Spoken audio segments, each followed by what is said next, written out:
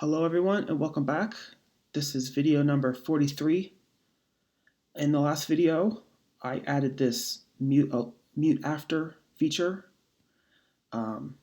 So once it gets passed in, it gets saved to this instance variable. And also I modified this alert status method where this query gets executed. I just ripped this out and put it up into its own function. This is get history, and it's just the same thing as this. And it just filters the history table by the machine of the passed in tick machine. And then also it filters by the alert name as the alert name of the actual alert itself. And then down here, I just put in get history, and then .latest is carried over from here. And so then I also tested this, and it works. And then also I added this count actions method that loops over get history. Get history is the thing I did up here. And it orders it by tick date, and it's minus tick date, so it's reversed. So the first history is the latest, and we just go back in time, and we keep iterating until we reach one that's alert on is off. So that's why it's not alert on, so it means alert off. And then when that happens, we break out of the loop. And this is actually a bug. This is supposed to be break instead of continue. And then we return actions. And by this time, actions will be, it gets incremented each time it's alert on. And so this will tell you how many actions have occurred since the alert first came on. And this is used in this down here, this mute after, which is this up here. So before we actually do the alerts, down here is when we do the actual, we call alert action down here. But before we do that, we want to check to make sure that the counts, so we count all the actions and we make sure that it hasn't gotten greater than the mute after, which is passed in at the top. And then if it is, then we just say mute. This is the verbose. If verbose is on, we print out this alert muted method or message, and then we return. And I didn't have a chance to test this, but I'll do that today. And also removed a blank line. And then down here I added machine sequence ID, which is, I did this to fix this bug down here that I discovered. This is poll skip, which it lets a metric not execute a poll every tick. It lets you kind of skip certain ticks. And this, in order for this to work properly, we need the thing that we're going to, this is a modular division. It basically gives you the remainder. So in order for this to work, this what we divide it by, or rather what we divide it into, has to be sequential. And when I first wrote this, I made a mistake. I was assuming that ID would be sequential, but it's actually not. So that's why I made sequential ID. And so this is just, what it's doing is it's just filtering the ticks by the machine of the instances machine, and then filtering it by the ones that have a date that's earlier than this one. And then we count it. So so the result is every tick has this sequential ID, and it's always going to be sequential. And it's just a way of kind of comparing ticks to know which one happened before the other. And it's also so you can do like math against it. Like, that the next one's going to be 3, and then the one after that's going to be 4, and the one after that's going to be 5. You can assume that it'll always be sequential, whereas with just ID, you can't be sure that the next one is going to be +1. Because if there's 2 different machines, or 3 different machines, or 4 different machines, and they're all ticking to the same database, then ID is not going to be sequential for each machine because they all have to share that same sequence. And so I added this. And in today's video, I'm going to finally build this these methods here for each of these alert mode subclasses. This one's already done, but I need to do this one and this one. So the first thing, I'm going to just fix this to just say break, and then test it. before I do that, I want to make sure this is empty. Yeah, I'm just going to empty out this to kind of reset the history to make it easier to make sure that testing is right. And another thing I'm going to do is, for some weird reason, I don't know why, but when I do an email here, it just freezes for like 5 seconds. It's kind of annoying. So I'm going to, just for testing, I'm going to copy this return statement. I'm going to put it at the top here so it just doesn't do this. And of course I'm going to change this back before I finish, but it just makes it easier. And so I'm going to put a print statement up here. Up here. I'm just going to say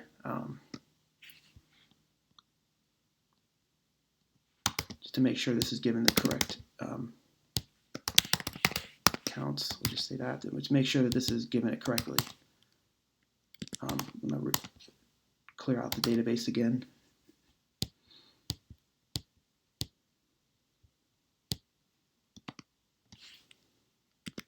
Okay, this should say 0, but it says 1. And it should say 0 because at the time this is happening, it hasn't made any alerts yet. But the reason why it's doing that is because this is happening first. And so when this happens, set alert on, it makes this field and it says alert true. And so then when it gets down here, it's returning 1. And that's not correct. So I'm just going to move this below here. And so that fixes it. And that will give me what I want. So I'll delete this. Try it again. There it is, count 0, sending email, correct. Count 1, sending email. Count 2, sending email. And it'll eventually stop when it gets to 5.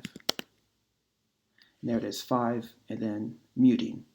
But we wanted to actually do the 5th and then mute, because it says mute after. So it should mute after the 5th one. So to fix that, just get rid of this equal sign. Now, of course, now it does the actual 5th. It sends the email. And then 6th, it's muting. And then, again, it's just going to stay at 6 because it's not doing any alerts. It's just going to stay at 6 forever. So now we know it works. So I can remove this.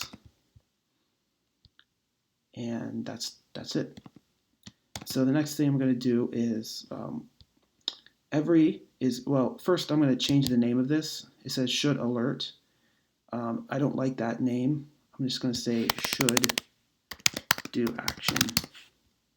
I think that's a better name because you don't because this is really, the alert is already on, so we're not determining whether or not we should do the alert. We're determining whether or not we should do the action. So I think it's important to have that name kind of reflect accurately what it's doing. So anyways, also another thing is each of these has something in common, and that is when the alert first comes on, we always send a message. We always do the action upon it first getting turned on. So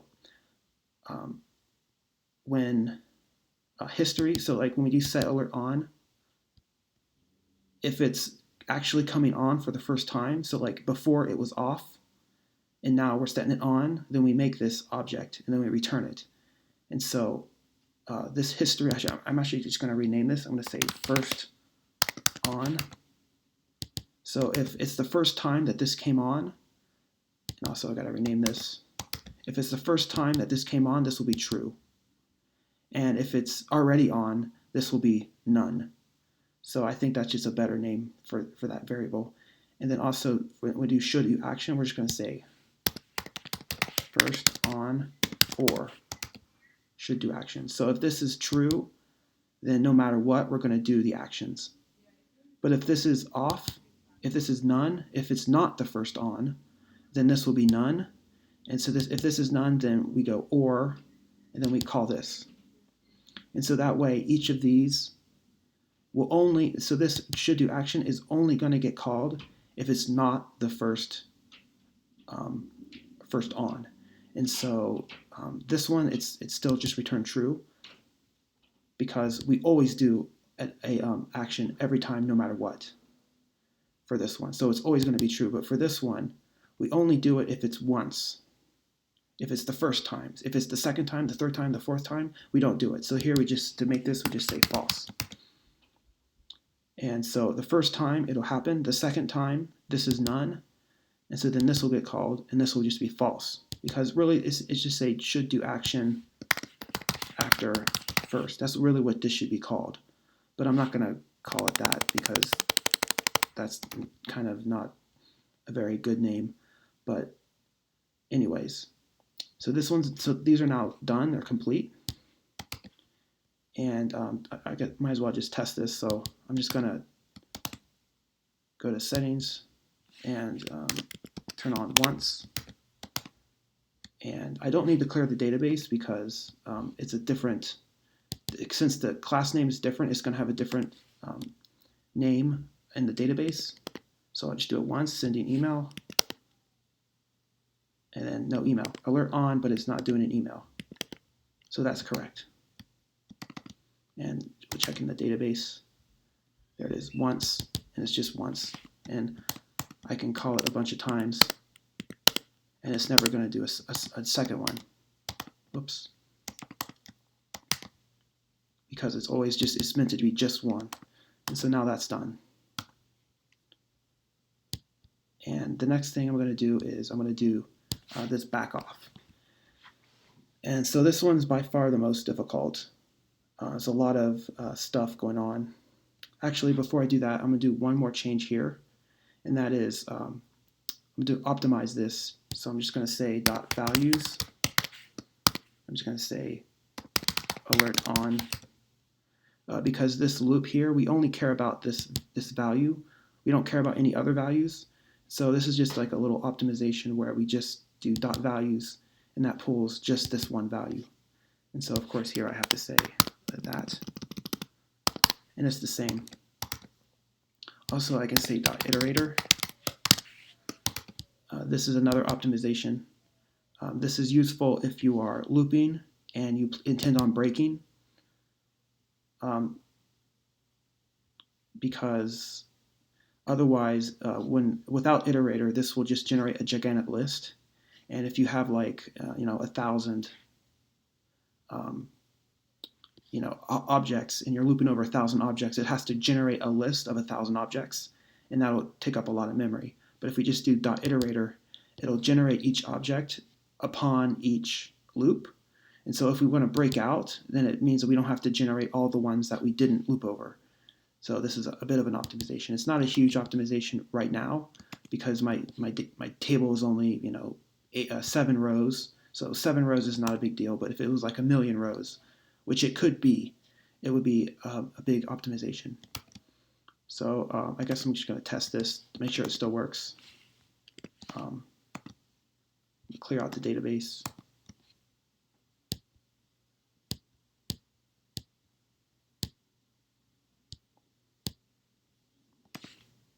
And also re-enable the every.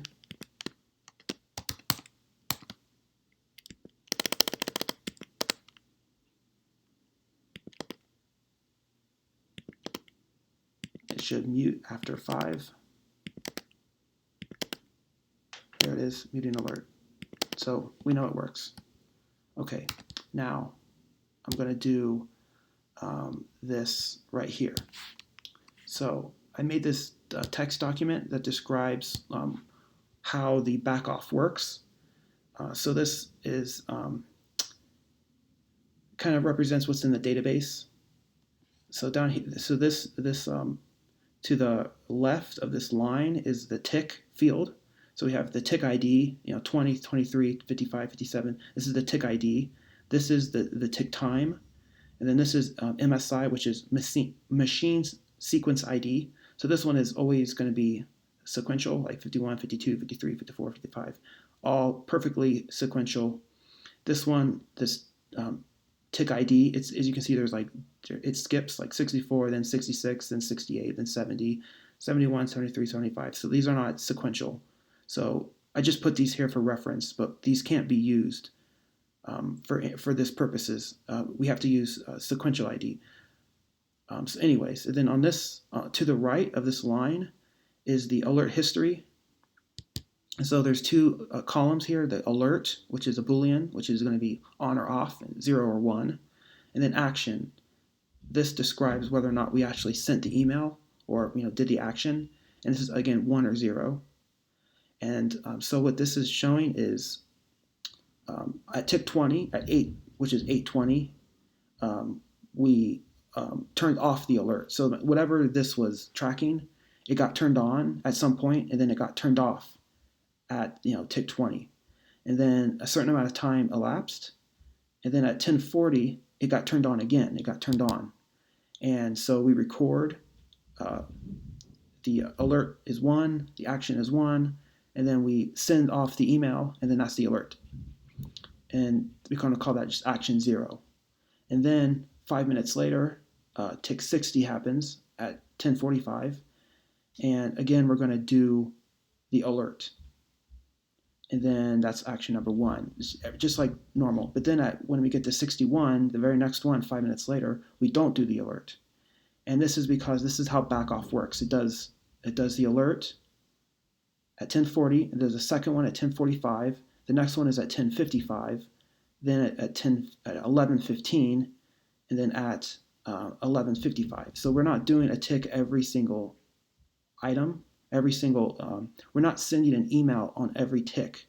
We're only sending an email progressively less often.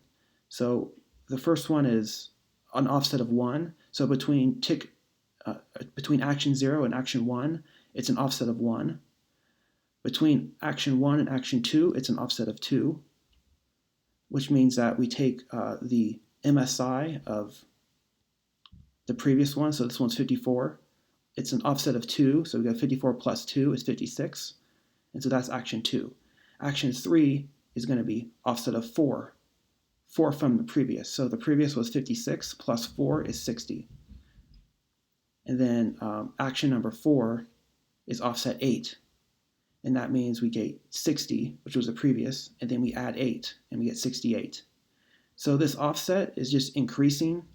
It's doubling each time. So the first offset is offset 0, alert on is offset 0, and then offset 1, which would be the very next one, and then offset 2 would be skip 1 and then 2, and then offset 4 is skip 4, and then skip 8, skip 16, skip 32, skip 64. We're just basically doubling what we skip each time. So the algorithm for this would be, so like for instance, we start at, let's say that right now is tick number 77.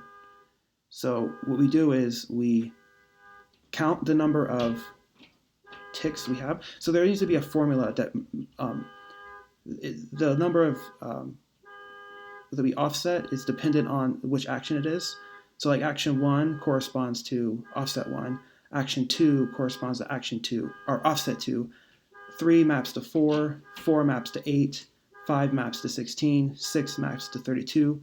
And so this mapping we have to define, and it's just a formula, a really simple formula. It's just 2 to the power of action minus 1. But we'll get to that later. So the formula is based on the number that we've already done. So like right here, we're testing whether or not we should do action number 4. We know, because we know how it has to be, we know it's going to happen at 68. So the question is, how do we come up with an algorithm that returns true if we're on 68, but it's false if we're on, this one is just 64. So the first thing we have to do is we have to count the number of alerts that's happened so far. And we already did that.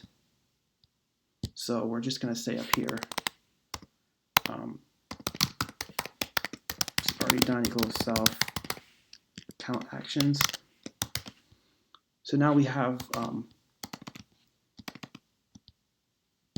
we've already counted. So like right now, right here for tick 77, we count the number of actions. So this will be 4. So it's 1, 2, 3, 4.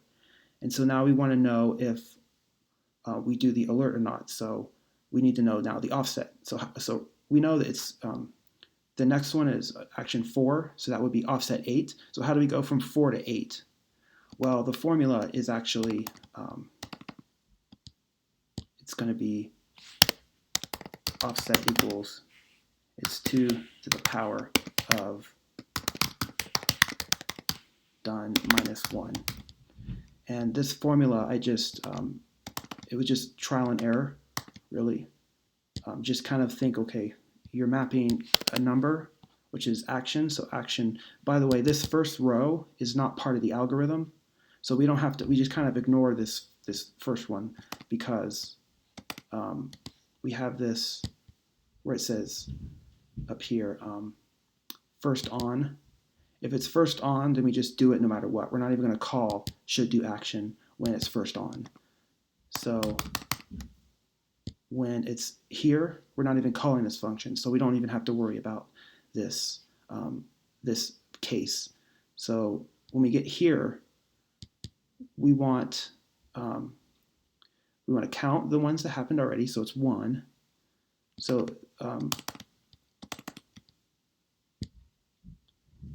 so this will be 1, and then offset would be minus 1. So 1 minus 1 is 0. 2 to the 0 power is going to be 1. So the offset would be 1. And that's what we want. Offset is 1. And so next we want to calculate, just say like MSI of next action equals previous dot tick.msi plus offset. So previous tick, we have to get that. So we're kind of previous equals self history latest. So we're getting the latest in the tick history, and that's previous. Previous.tick.msi will be the tick of the previous action. So in this case, the MSI of the previous action would be 53. The offset we calculated to be 1. So the MSI of the next will be 54. MSI of next action is 54. And then so determine if we are there or not, we say return of next action equals metric.tick.machine sequential ID. So that's how it's done. And that's going to be it for this video. In the next video, I'm going to test this and just see if it actually works. But that's going to be it for now. So I'm now going to commit.